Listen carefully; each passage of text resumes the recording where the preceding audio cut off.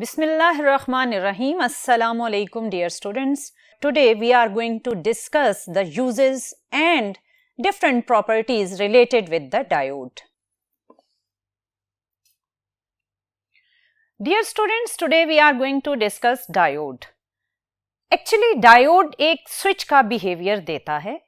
हम daily life में switch on end of से करंट को ऑन और ऑफ करते हैं. यानी स्विच एक ऐसा इंस्ट्रूमेंट है आपके घर में हर जगह पर जिसके ऑन या ऑफ होने से आप करंट के फ्लो को रोक सकते हैं या उसके फ्लो को कंटिन्यू कर सकते हैं. सेम आप ऐसा ही डायोड की हेल्प से भी कर सकते हैं. लेकिन डायोड थोड़ा सा सेंसिटिव स्विच है. कैसे सेंसिटिव है? क्योंकि ये एक पोलैरिटी सेंसिटिव स्विच का रोल प्ले करता है. क्योंकि इसके आपने लास्ट लेक्चर में देखा था कि दो टर्मिनल्स होते हैं. एक को हमने पी टाइप कहा था और दूसरी साइड को हमने एन टाइप कहा था. और मैंने आपको यह भी बताया था कि डायोड की जो ओरिजिनल शेप होती है वो कुछ इस तरह से होगी. इसमें जो आपको हल्का सा ग्रे कलर कॉर्नर नजर आ रहा है उसे हम एन साइड बोलते हैं और जो दूसरी वाली इसकी साइड है वो पी साइड कहलाती है. चलिए देखते हैं कि ये कैसे एक पोलैरिटी सेंसिटिव स्विच का रोल प्ले करता है. अगर हम इस डायोड को बैटरी के साथ कनेक्ट करें कुछ इस तरह कि डायोड का पी साइड और बैटरी का पॉजिटिव टर्मिनल आपस में कनेक्टेड है और एन साइड डायोड का बैटरी के नेगेटिव के साथ कनेक्टेड है, तो आप एमीटर पर क्या देखेंगे?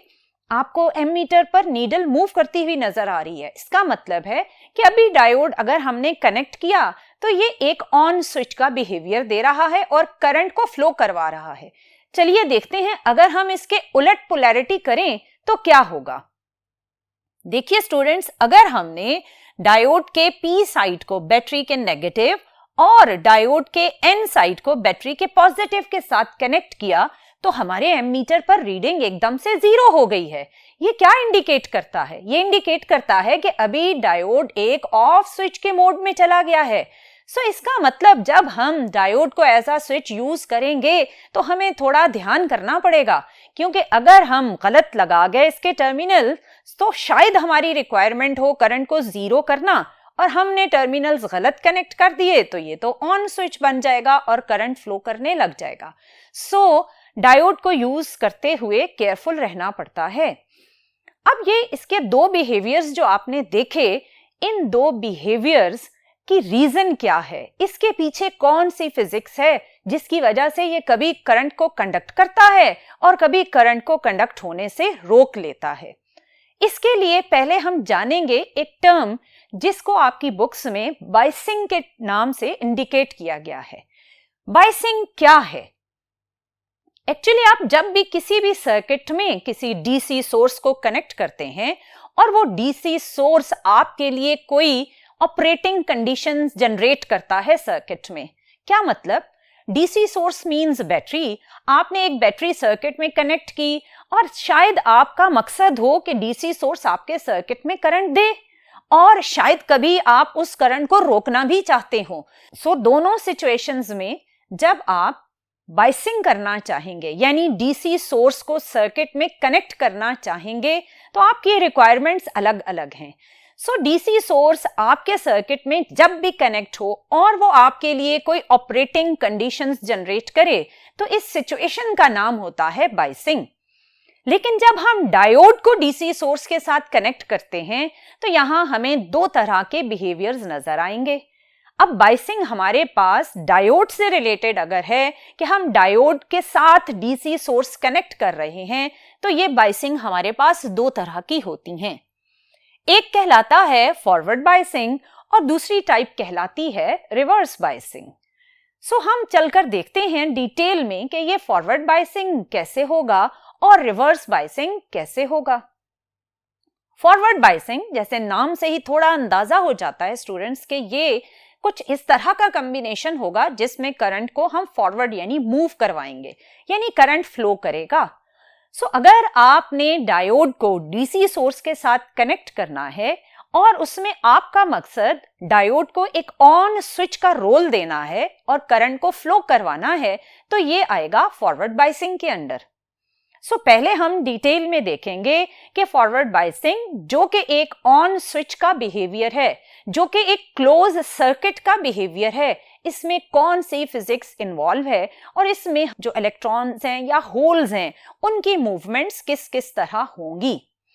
तो चलिए स्टूडेंट्स, आपने देखा कि आपके पास एक डिप्लीशन रीजन है, यानी एक पीएन जंक्शन के बीच में आपको एक डिप्लीशन रीजन नजर आया। हमने इस पूरे डायोड को कनेक्ट किया अपनी डीसी सोर्स के साथ कुछ इस तरह कि आपके डायोड का पॉजिटिव साइड आपके डीसी सोर्स के पॉजिटिव टर्मिनल के साथ कनेक्टेड है और डायोड का नेगेटिव साइड डीसी सोर्स के नेगेटिव टर्मिनल के साथ कनेक्टेड है। इसका मतलब हुआ कि हमने सेम कनेक्शंस किए। अब इस कनेक्शन के बाद आप दो चीजों पर पूरे ध्यान से फोकस कीजिएगा, और वो दो चीजें क्या हैं? उनमें से एक तो जरा आप गौर से देखें तो जो बैटरी का नेगेटिव टर्मिनल है, आपने उसे किसके साथ कनेक्ट किया हुआ है? N side of the diode. So इसका मतलब ये होगा कि नेगेटिव टर्मिनल एन साइड को रिपेल कर रही है। उस पूरे रीजन को, जो कि एक एन रीजन है, उससे एक डायोड की तरफ पुश मिल रहा है। सेम अगर आप दूसरी साइड पर देखें तो आपने डायोड की पी साइड को बैटरी के पॉजिटिव टर्मिनल के साथ कनेक्ट किया हुआ है, और अगर आप देख रहे हैं तो इसमें बैटरी का पॉजिटिव टर्मिनल पूरे पी रीजन को रिपेल कर रहा है। सो डायोड के दोनों रीजन जो एन और पी हैं, उन्हें इनवर्ड साइड पर बैटरी की तरफ से, डीसी सोर्स की तरफ से एक पुश मिल रहा है। अब अगर मैं आपसे पूछूं कि इस इनवर्ड पुश की वजह से जो बीच में डिप्लीशन रीजन है उसकी विड्थ कम हो जाएगी या ज्यादा हो जाएगी, तो आई एम श्योर आपका आंसर होगा, क्योंकि इनवर्ड पुश आ रही है। दोनों, ये अगर एन रीजन है, ये पी रीजन है, पहले ये इतने स्पेस पर थे, अगर इनको बैटरी के टर्मिनल्स पुश कर रहे हैं इनवर्ड, तो इनवर्ड मूवमेंट की वजह से बीच में जो इनका रीजन है, स्पेस है, वो कम होना शुरू हो गई है। क्योंकि वो विड्थ कम हो रही है तो आप लॉजिकली यही जवाब देंगे कि डिप्लीशन रीजन की विड्थ कम हो गई। एक बात तो हमें यह पता चली कि अगर हम इस तरह का कनेक्शन करेंगे तो डिप्लीशन रीजन की विड्थ हमें कम होती हुई नजर आएगी। अब जरा दूसरी चीज को देखते हैं, जो कि आपके बैरियर का पोटेंशियल है। अगर आप देखें तो आपके बैरियर का पोटेंशियल है from positive side to negative side, और आपकी जो डीसी सोर्स कनेक्टेड है उसका भी तो पोटेंशियल होगा from positive side to N side. अगर आप इनके इलेक्ट्रिक फील्ड्स को ड्रॉ करें तो आप देखेंगे कि दोनों के इलेक्ट्रिक फील्ड एक दूसरे के ऑपोजिट जा रहे हैं। अगर आपके डीसी सोर्स का जो पोटेंशियल है या इलेक्ट्रिक फील्ड है वो लेफ्ट साइड पर जा रहा है, तो आपके जो बैरियर का पोटेंशियल है वो राइट साइड पर है। दोनों एक दूसरे के ऑपोजिट हैं, जिसकी वजह से ये अगर ऑपोजिट हैं तो ये एक दूसरे को कैंसिल करेंगे। अब अगर मैं आपसे पूछूं कि इनके कैंसिल होने की वजह से पोटेंशियल, जो बैरियर का नेट पोटेंशियल है, क्या वो कम हो जाएगा या ज्यादा? तो ऑब्वियसली जब चीजें एक दूसरे को कैंसिल आउट करती हैं तो वैल्यू डिक्रीजिंग फैक्टर की तरफ जाती है। यहां पर भी कुछ ऐसा ही होगा।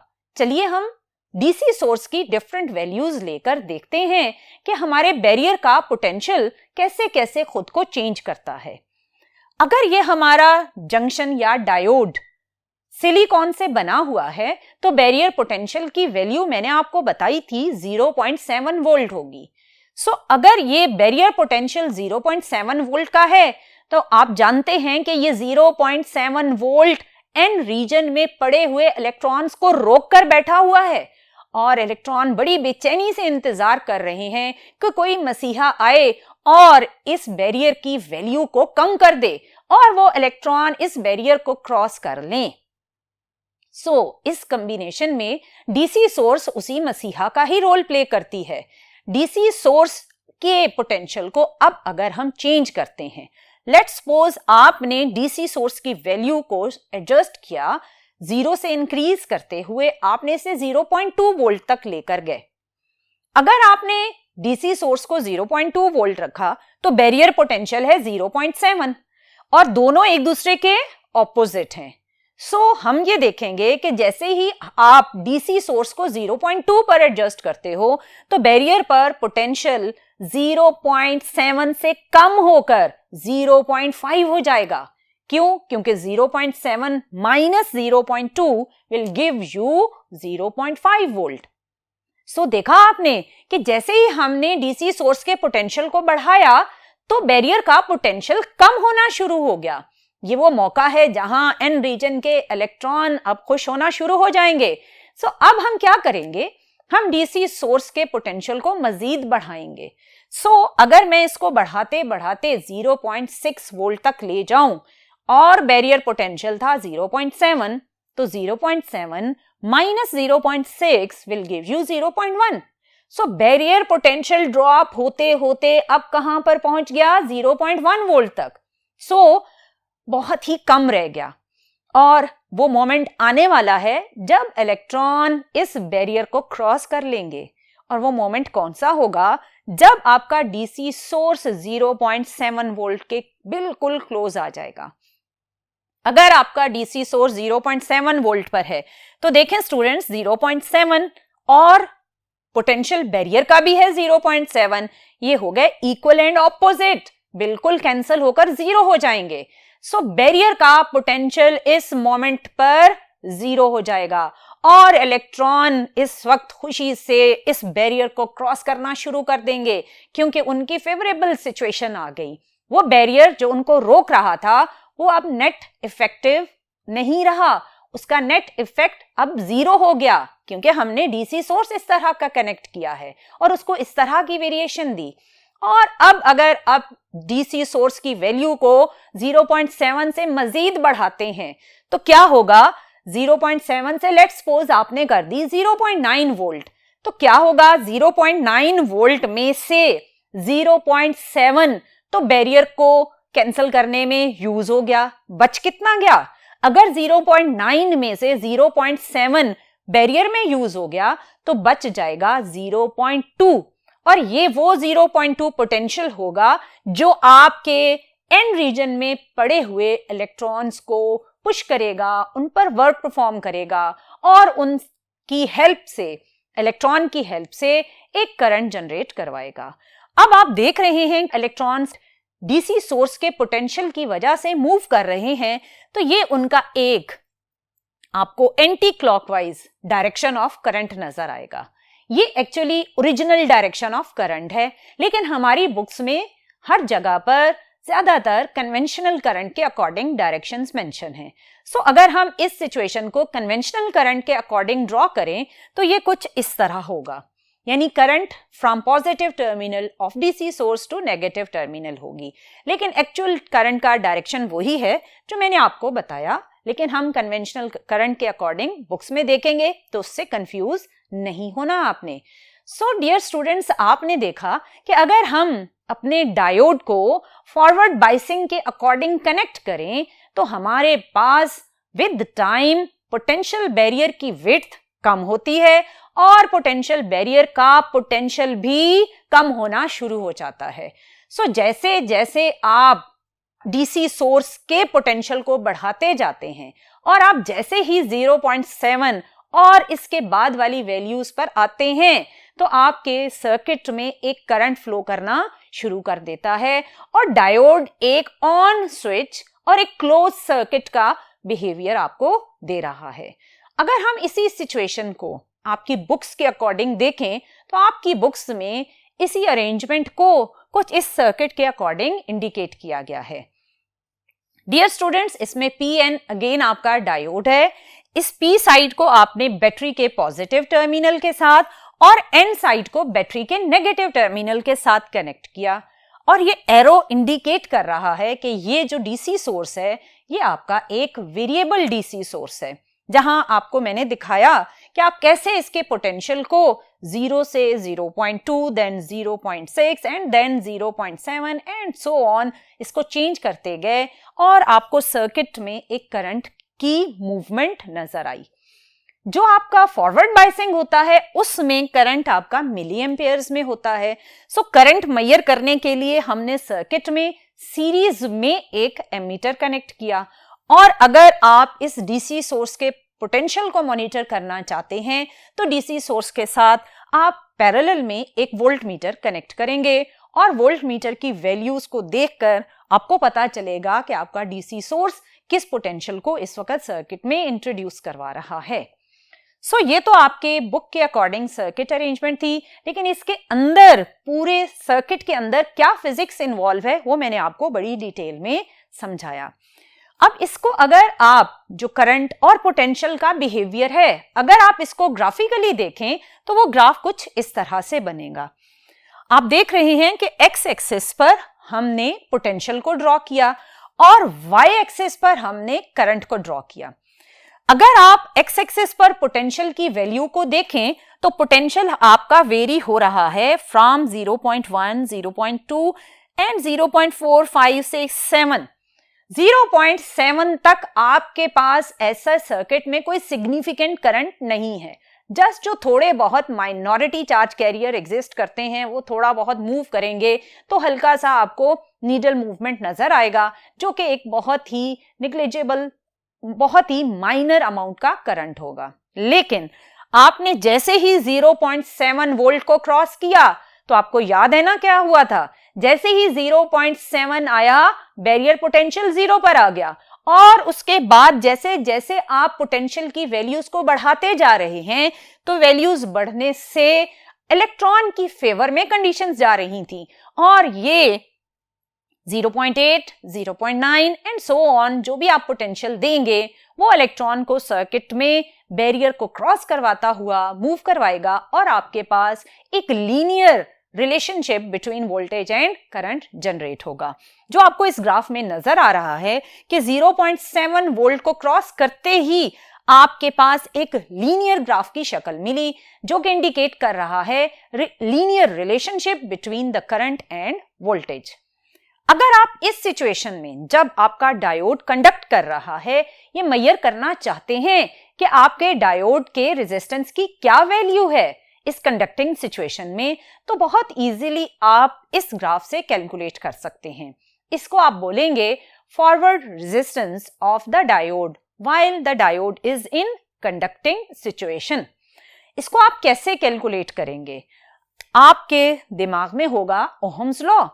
ओहम्स लॉ आपके वोल्टेज, करंट और रेजिस्टेंस के रिलेशनशिप को इंडिकेट करता है। इसी ओहम्स लॉ को दिमाग में रखते हुए हम इस ग्राफ से कुछ डेटा लेंगे। वो डेटा क्या लेंगे? आप y एक्सिस पर कोई दो वैल्यूज सेलेक्ट करें और उन दो वैल्यूज के बीच में से आपको मिलेगा चेंज ऑफ करंट या वैल्यू ऑफ करंट, और इसी करंट की जो वैल्यूज आपने सेलेक्ट की उनके कोरस्पॉन्डिंग आप एक्स एक्सिस पर पोटेंशियल की वैल्यू लेंगे। ये पोटेंशियल की और करंट की वैल्यूज आपने ग्राफ से नोट डाउन कर ली और आपने फार्मूला यूज किया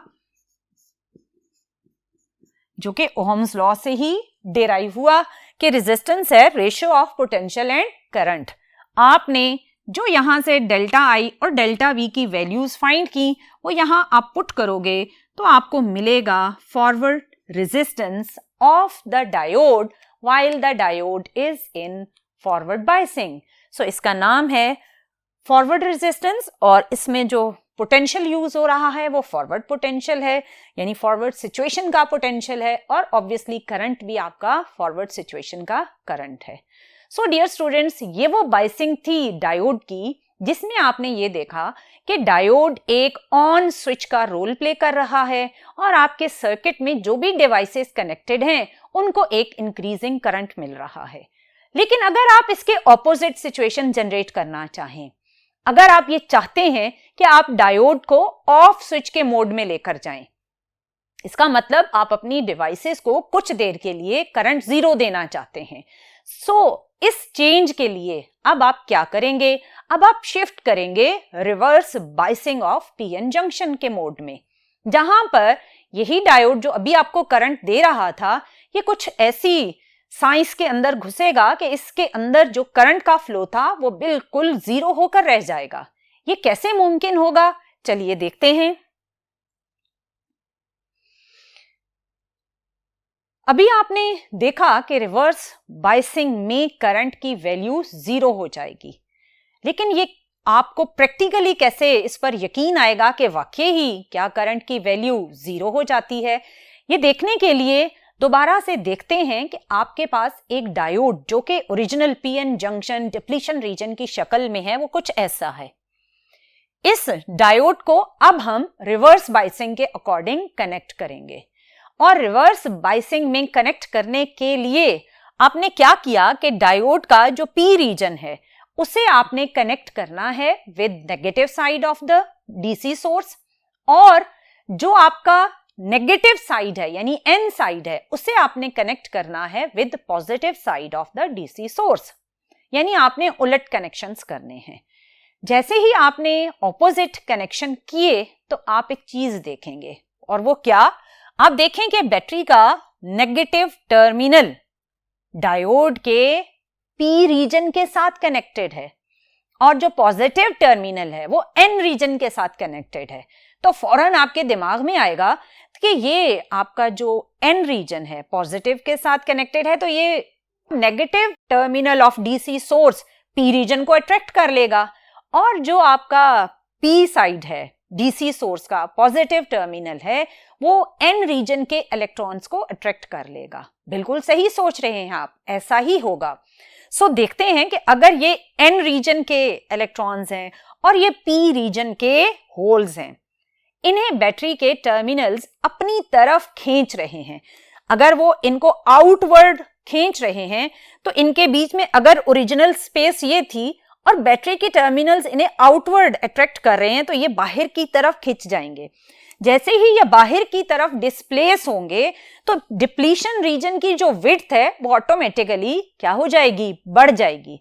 जबकि फॉरवर्ड बायसिंग में आपने इसके उलट देखा था कि जब आपका एन और पी रीजन बैटरी के टर्मिनल्स उसे इनवर्ड पुश करते थे तो वो आपस में क्लोज आ जाते थे और डिप्लीशन रीजन की विड्थ हमें कम होती हुई नजर आती थी। जबकि यहां उसके एग्जैक्टली क्या हो रहा है? ऑपोजिट।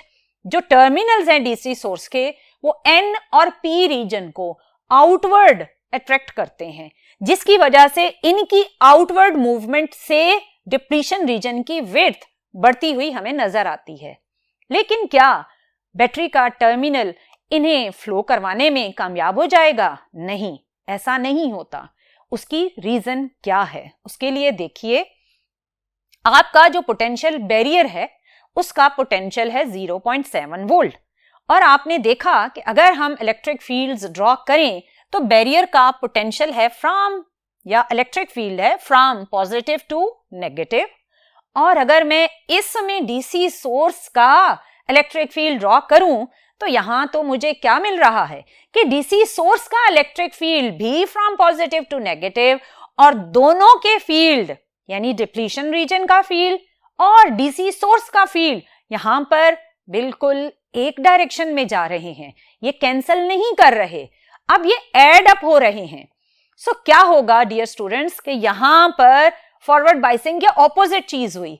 फॉरवर्ड बायसिंग में पोटेंशियल एक दूसरे के ऑपोजिट थे, वो कैंसिल कर रहे थे, और उसका रिजल्ट क्या निकल रहा था कि बैरियर पोटेंशियल ड्रॉप हो रहा था। यहां उसके ऑपोजिट हो रहा है कि जो बैरियर पोटेंशियल है उसको डीसी सोर्स एक सपोर्ट प्रोवाइड कर रहा है। अगर बैरियर पोटेंशियल 0.7 है और आपने DC source let's suppose 0.3 adjust कर दिया तो क्या होगा? आपका 0.3 डीसी सोर्स का पोटेंशियल और बैरियर पोटेंशियल एक ही डायरेक्शन में होने की वजह से कितने हो जाएंगे? 0.7 प्लस 0.3 ऐड होकर आपको 1 वोल्ट का बैरियर खड़ा करके दे देगा। और वो इलेक्ट्रॉन जो इस वेट में बैठे होते हैं कि ये बैरियर कम हो और हम इसे जंप करें और सर्किट में मूव करें, वो इलेक्ट्रॉन तो अब उदास हो जाएंगे, क्योंकि अब उनके पास बैरियर की वैल्यू ज्यादा होना शुरू हो गई। और जैसे जैसे आप डीसी सोर्स का पोटेंशियल बढ़ाते जाओगे, पोटेंशियल बैरियर क्या होना शुरू हो जाएगा? और ज्यादा स्ट्रॉन्ग होना शुरू हो जाएगा। सो यही रीजन होती है कि अगर डीसी सोर्स एन और पी रीजन को बाहर की तरफ खींच भी रहा है तो बैरियर का पोटेंशियल इतना स्ट्रॉन्ग हो गया कि वो उन एन रीजन और पी रीजन को बाहर जाने ही नहीं देता, वो उन्हें वापस अपनी तरफ खींचता है। सो बैरियर का पोटेंशियल इलेक्ट्रॉन्स को फ्री ही नहीं होने देता। जब वो इलेक्ट्रॉन्स को फ्री नहीं होने देता तो इसका मतलब तो ये हुआ कि फॉरवर्ड के कंपैरेटिवली अगर हम रिवर्स बाइसिंग में देखें तो दो हमें ऑपोजिट चीजें होती हुई नजर आई। यहां पर हमें डिप्लीशन रीजन की विड्थ बढ़ती हुई नजर आई और हमें पोटेंशियल बैरियर भी बढ़ता हुआ नजर आया, और पोटेंशियल बैरियर के बढ़ने की वजह से इलेक्ट्रॉन्स बेचारे खामोशी से बैठे रहेंगे, वो मूव ही नहीं कर पाएंगे। सो जब वो मूव नहीं करेंगे तो करंट की वैल्यू क्या हो जाएगी? 0 हो जाएगी। हमें कोई इक्का दुक्का अगर पी और एन रीजन में कोई माइनॉरिटी चार्ज कैरियर्स हुए तो उनकी बहुत ही माइक्रो एम्पियर में कोई जरा सी करंट नजर आएगी, और जिसको हम ऑलमोस्ट 0 ही कंसिडर करते हैं। अगर हम डीसी सोर्स का पोटेंशियल बढ़ाते जाएं, अगर हम इस जिद पर आ गए हैं कि हम डीसी सोर्स का पोटेंशियल बढ़ाते ही जा रहे हैं, तो ये जिद आपके लिए नुकसानदेह हो सकती है। और वो नुकसान आपको क्या होगा? देखें, अगर आप डीसी सोर्स का पोटेंशियल लेट्स सपोज 20, 25 और कुछ सिचुएशंस में इससे भी ज्यादा हो सकता है, वो डिपेंड करता है कि आपने सिलिकॉन यूज किया है, जर्मेनियम, आपने डोपिंग किस मटेरियल की यूज की है और आपका डायोड किस टेम्परेचर पर है। इन सारी कंडीशंस को दिमाग में रखते हुए हर डायोड की रिवर्स बायसिंग में एक सर्टेन पोटेंशियल की वैल्यू होती है जिस पर आपकी जिद का अंजाम अच्छा नहीं होता। लेट्स सपोज हम रिवर्स बायसिंग के पोटेंशियल को 20-25 वोल्ट की रेंज में ले जाते हैं। इसमें क्या होगा कि जो आपका पी रीजन है वहां पर चंद एक जो माइनॉरिटी चार्ज कैरियर्स यानी इलेक्ट्रॉन्स हैं, इस ह्यूज पोटेंशियल पर उन इलेक्ट्रॉन्स को एक ह्यूज काइनेटिक एनर्जी मिलेगी। और आपने देखा कि पी रीजन किसके साथ कनेक्टेड है? नेगेटिव टर्मिनल के साथ।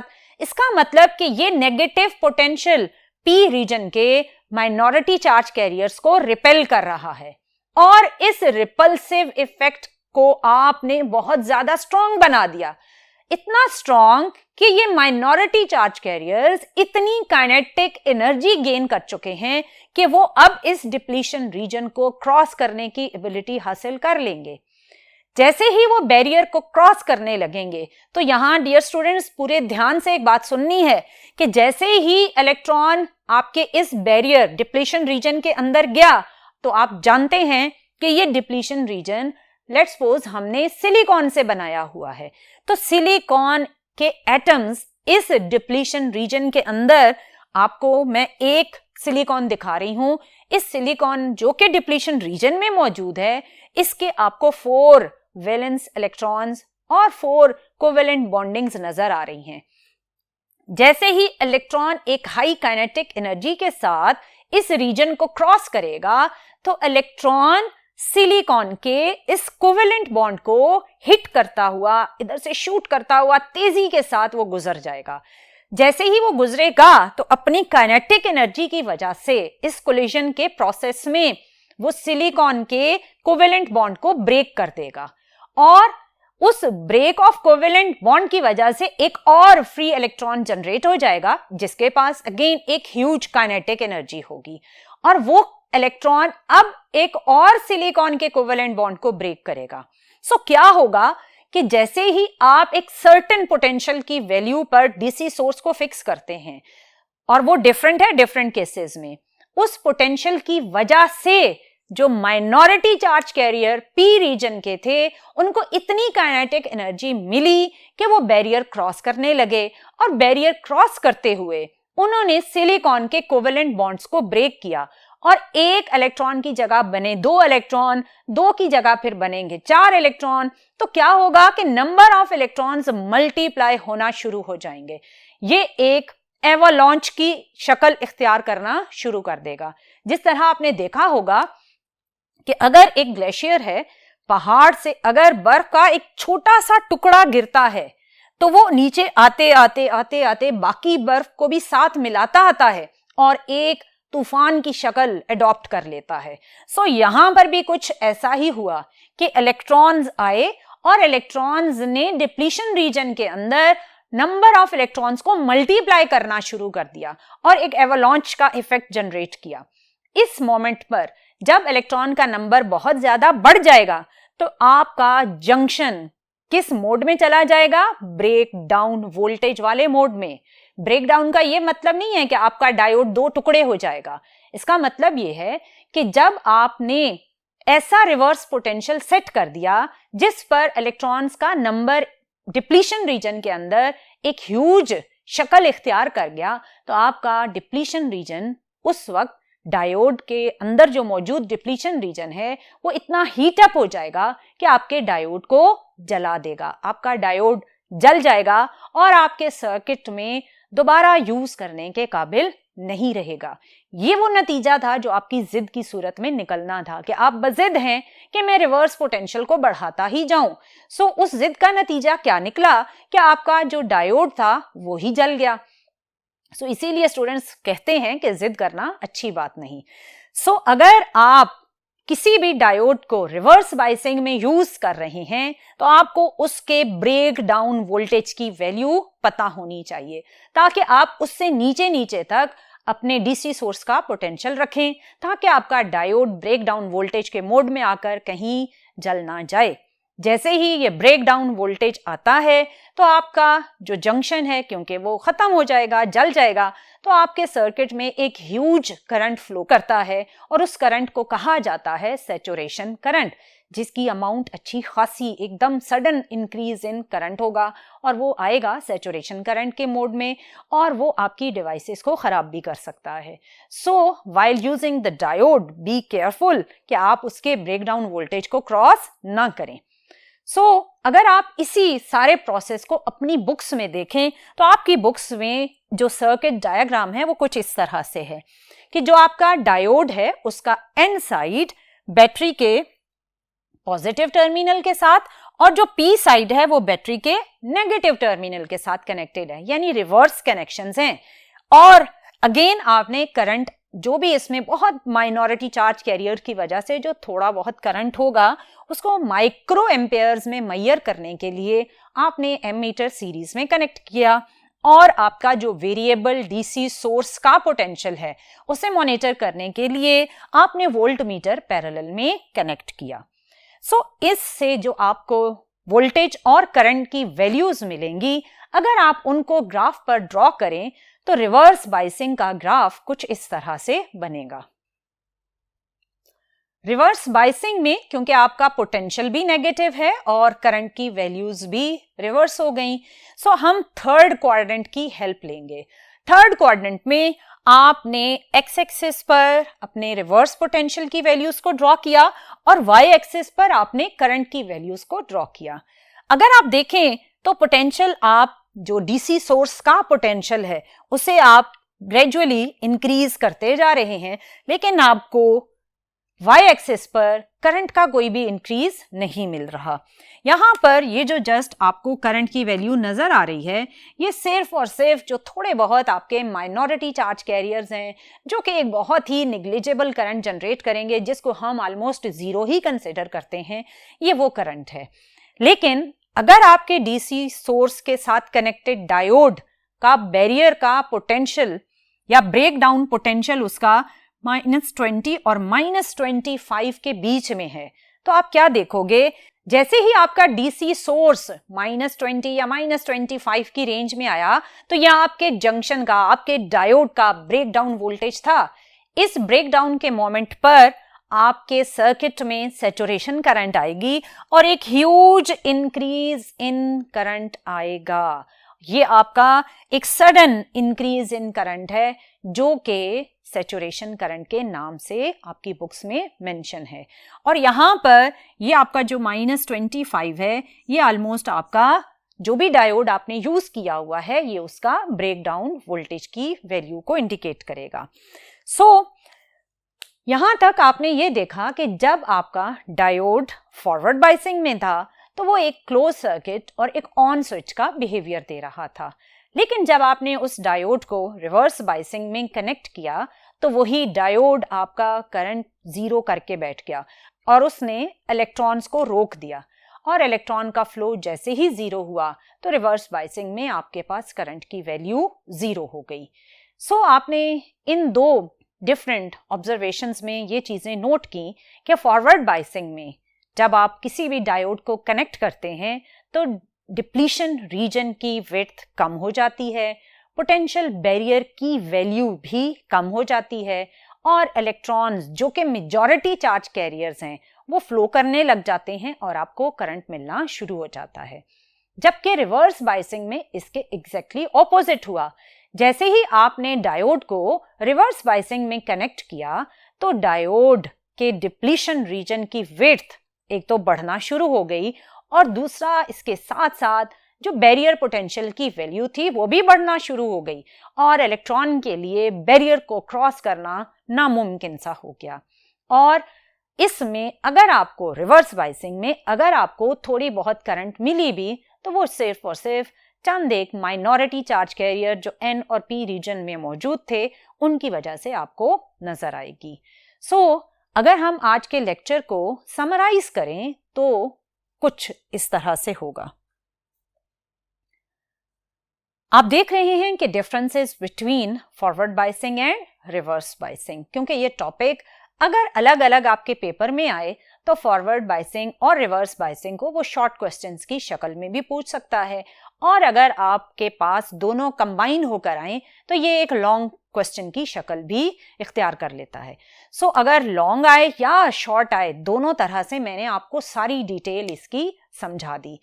अगर आप डिफरेंसेस देखें कि कैसे फॉरवर्ड और रिवर्स बायसिंग को आप डिफरेंशिएट कर सकते हैं तो वही बात जो मैंने अभी आपको बताई वही यहाँ पर आपको नजर आएगी कि फॉरवर्ड बायसिंग में करंट का flow due to majority charge carriers था और फॉरवर्ड बायसिंग में width of depletion region with time कम हो गई थी और फॉरवर्ड बायसिंग में जो करंट का फ्लो है वो अच्छा खासा होता है, यानी आपको ह्यूज करंट नजर आता है सर्किट में। और फॉरवर्ड बायसिंग में आपका डायोड बिहेव करता है एज अ क्लोज स्विच, जिसका मतलब है कि आपको सर्किट ऑन मिलेगा, सर्किट में आपको करंट फ्लो करता हुआ नजर आएगा। इसके बरक्स अगर हम रिवर्स बायसिंग देखें तो रिवर्स बायसिंग में current flow due to minority charge carriers है, उसमें मेजॉरिटी चार्ज कैरियर्स को हिलने ही नहीं देता डायोड और यहां पर विड्थ ऑफ डिप्लीशन रीजन आपको बढ़ी हुई नजर आएगी और रिवर्स करंट बहुत बहुत बहुत ही स्मॉल होती है जिसे आप ऑलमोस्ट नेग्लिजिबल ही कहते हो और आप उसे इग्नोर ही करते हैं क्योंकि उस करंट का आपको कोई फायदा ही नहीं हो रहा। और रिवर्स बायसिंग में डायोड का बिहेवियर एक ओपन स्विच का बिहेवियर होता है और ओपन स्विच का मतलब कि ऑफ स्विच का बिहेवियर है और आपके करंट सर्किट में करंट की वैल्यू 0 रहेगी। डियर स्टूडेंट्स, यहां तक था आपका डायोड को आप कैसे सर्किट में कनेक्ट करते हैं और कैसे उससे आप ऑन एंड ऑफ स्विच का बिहेवियर ले सकते हैं। ये वाला लेक्चर अगर आपके दिमाग में रहेगा कि कैसे डायोड करंट को कंडक्ट करवाता है और कैसे ही करंट के फ्लो को रोकता है तो आपके लिए आने वाले लेक्चर्स को समझना बहुत ही आसान हो जाएगा, क्योंकि ये वो बेसिक कॉन्सेप्ट है जो आने वाले इस चैप्टर के जो फ्यूचर के टॉपिक्स आप पढ़ेंगे उनमें यही basic concept depletion region can conduct electricity, depletion region can not conduct electricity, यही बार बार रिपीट होंगे, लेकिन वहां पर इनको ऑब्वियसली ऑब्जर्व करने का एंगल थोड़ा सा हमारा डिफरेंट हो जाएगा। टिल देन स्टूडेंट्स, अल्लाह हाफिज, मिलते हैं इंशाल्लाह नेक्स्ट लेक्चर में।